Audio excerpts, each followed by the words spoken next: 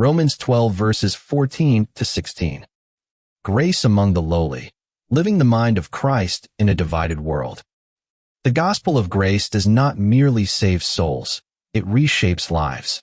The mind renewed by mercy does not retaliate when wronged, does not reach only for the mighty, and does not revel in superiority. Instead, it stoops. It weeps. It walks in harmony with the humble. In Romans 12 verses 14 to 16, Paul sketches a portrait of Christian character that is radically cross-shaped, a life that blesses enemies, binds itself to others' burdens, and breaks down social barriers in love. These verses call us away from the instinct to dominate and toward the discipline of compassion, humility, and unity.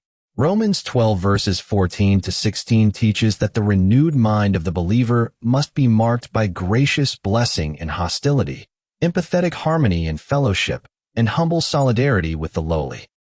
First, gracious blessing and hostility. Bless those who persecute you, verse 14. Paul's exhortation echoes the very voice of Jesus. Bless those who curse you. Pray for those who abuse you. Luke 6 verse 28. The word bless here, eulogete, means to speak well of, to invoke good upon, even as evil is done to you. This is no sentimental tolerance. It is a deliberate act of gospel defiance against the cycle of hatred.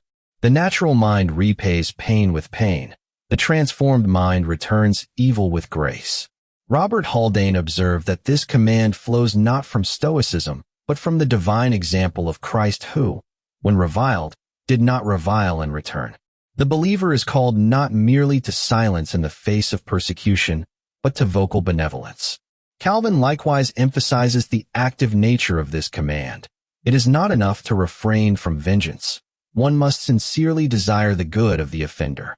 The doubling of the command, bless and do not curse them, underscores the intensity of the demand.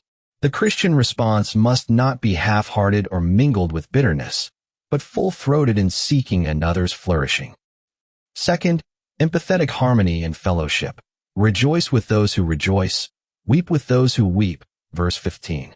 If verse 14 calls us to Christ-like grace toward enemies, verse 15 calls us to Christ-like empathy toward brothers and sisters. The imperative to rejoice and weep is not casual advice. It is covenantal solidarity. To share in another's joy requires the crucifixion of envy. To share in another's sorrow requires the abandonment of emotional self-protection. The verbs here, kairein, to rejoice, and kelein, to weep, are present infinitives, emphasizing continuous and sincere participation in the experiences of others. The believer is not a detached observer, but a heart entwined with others in the body. John Murray notes that such sympathy is not superficial mimicry, but springs from genuine identification, bearing one another's emotional burdens as one's own. Empathy like this is deeply countercultural. In a world trained to compete, compare, and conceal, the church is to be a haven of vulnerable, spirit-bound fellowship. Whether in shared victories or sorrows, believers reflect the incarnate compassion of Christ. Third, humble solidarity with the lowly. Live in harmony.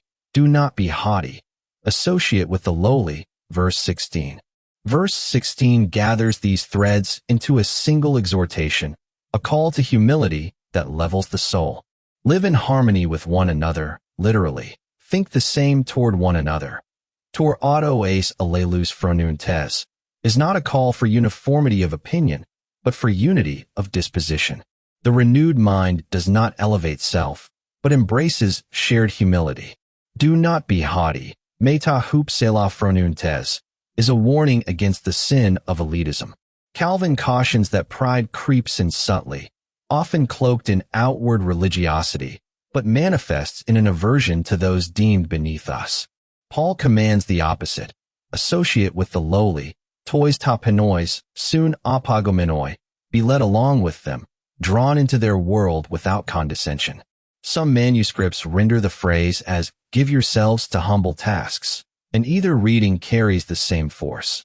The Christian should be more at home among the unnoticed than the celebrated. Paul's final warning, do not claim to be wiser than you are, addresses the temptation to self-sufficiency. Pride of intellect fractures fellowship, but the renewed mind is teachable, aware that wisdom begins in humility. Reflections for today.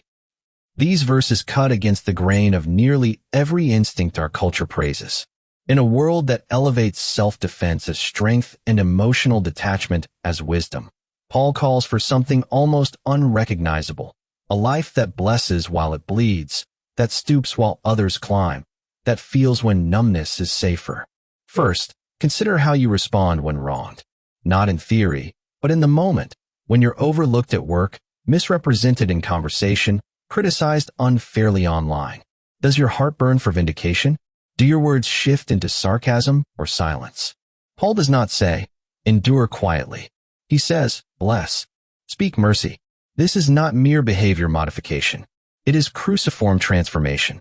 Yet blessing those who harm us exposes the kind of control we crave. Retaliation feels like regaining power. Silence feels like withholding it. But the gospel trains us in neither. It bids us hand that power to God and echo the one who cried, Father, forgive them, even as the nails split his hands. Second, what about emotional presence? We live in an age where everyone wants to be seen, but few want to truly see others. Empathy has been replaced with curated performance, quick emojis, hollow platitudes, arm's-length concern. But Paul calls us not to observe others' joys and sorrows, but to enter them. To rejoice with the rejoicing means you crush envy underfoot and choose celebration even when your own life feels barren. To weep with the weeping means you cancel your schedule, let your own comforts be disrupted, and linger long enough for your tears to say what words cannot. This is not natural, it is supernatural. The Spirit forms it in those who walk closely with Christ. Third, then there's pride, the silent saboteur. We may not boast aloud, but inwardly, we rehearse the subtle ways we're better than others. It may be our intellect, our tastes, our theological knowledge, our upbringing, even our humility. We can be proud of how humble we appear, and so we avoid the lowly, those who might slow us down, unsettle our tidy categories, or demand inconvenient love. But Paul says, walk with them. Be drawn toward those the world discards, not as a project, not as charity, but as a brother, a sister, one for whom Christ died. Fourth, ask yourself honestly, who are the people you instinctively avoid?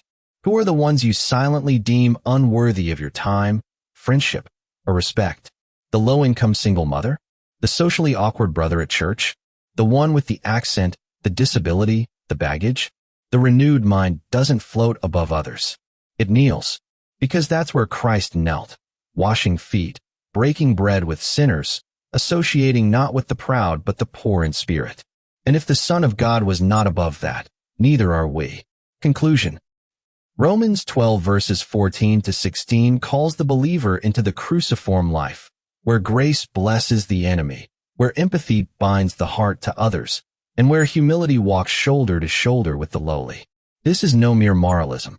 It is the overflow of a mind renewed by mercy. The world may not understand it, but it is the mind of Christ. And where it lives, there dwells the aroma of the gospel. Amen.